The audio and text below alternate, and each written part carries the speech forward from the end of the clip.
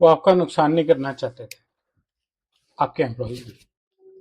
इस चीज को ध्यान रखिए।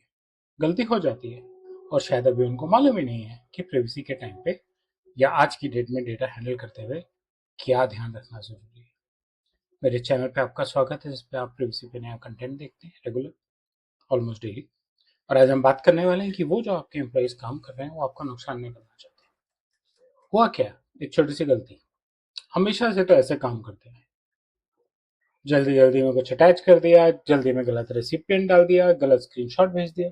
स्क्रीनशॉट में भी रिस्क होता है पीआईए इसके जाने का, लॉग्स में भी रिस्क होता है लॉग एक्टिविटी करने वाले का नाम आने का।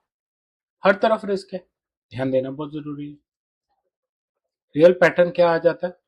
हमें फटाफट काम निपटाना है, हम बिना ध्यान देके काम कर देते हैं, क्विक डिसीजन लेते हैं, क्विकली काम कर देते हैं, सोचने के लिए वक्त भी नहीं लगाते, इसीलिए गड़बड़ होती है। और प्रॉब्लम क्या है? प्रैक्टिकल अवेयरनेस नहीं है, टीम के पास कोई रियल गाइडेंस नहीं, कोई बिहेवियरल कल्चर नहीं है। इसीलिए प्रिवेसी अवेयरनेस ट्रेनिंग्स खास करके रोल बेस्ड होनी बहुत ज़्यादा जरूरी है।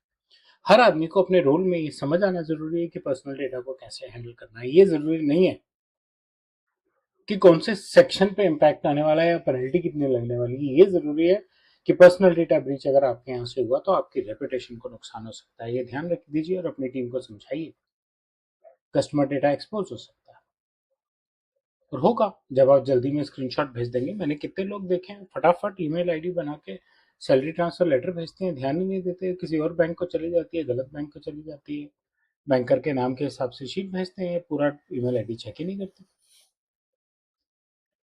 बैंकर मिसयूज नहीं करेगा, लेकिन ऐसी अगर कोई और इन्फॉर्मेशन होगी जो फाइल में क्रिटिकल डेटा है, आपने एनक्रिप्ट भी नहीं किया, पासवर्ड भी नहीं डाला होगा या पासवर्ड डाल के उसी मेल में लिखा हुआ है, तो आप पूरा रिस्क कैरी कर रहे हैं। और जब मिसयूज होगा तो आपके कस्टमर्स का, आपके एसोसिएट्स का आप भी विश्वास टूटेगा, रिस्क रहेगा ही रहेगा। ऑर्गेनाइजेशन ये नहीं समझ पा रही है कि अवेयरनेस का मतलब वन टाइम ट्रेनिंग नहीं है। अवेयरनेस का मतलब है अवेयरनेस, अवेयरनेस का मतलब है बार बार याद दिलाना, ऑपरेशनल एग्जाम्पल्स देना, कल्चरल शिफ्ट क्रिएट करना। अवेयरनेस सिर्फ अवेयरनेस नहीं है।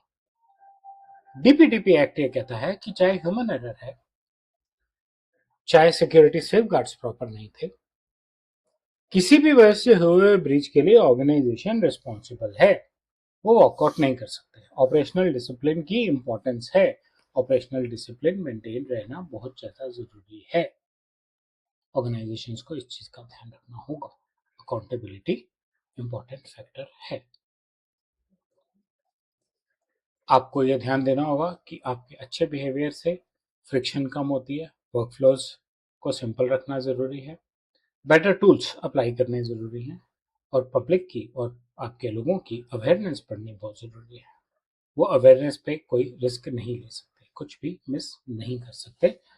कॉमन फेलियर्स कहाँ आते हैं? कॉमन फेलियर्स आते हैं जब आप प्रोएक्टिव आउटलाइन नहीं बनाते हो, जब आप री नहीं करते हो, जब आपका फोकस ऑपरेशनल एक्टिविटीज में नहीं रहता, आपका फोकस आउट ऑफ फोकस हो जाता है, तो वहाँ इस किस्म की दिक्कतें बहुत ज़्यादा आती हैं। अपनी टीम को time to time privacy awareness campaigns चलाइए। जरूरी नहीं कि एक्सटर्नल लोगों को बुला के बार बार ट्रेनिंग दिलाइए।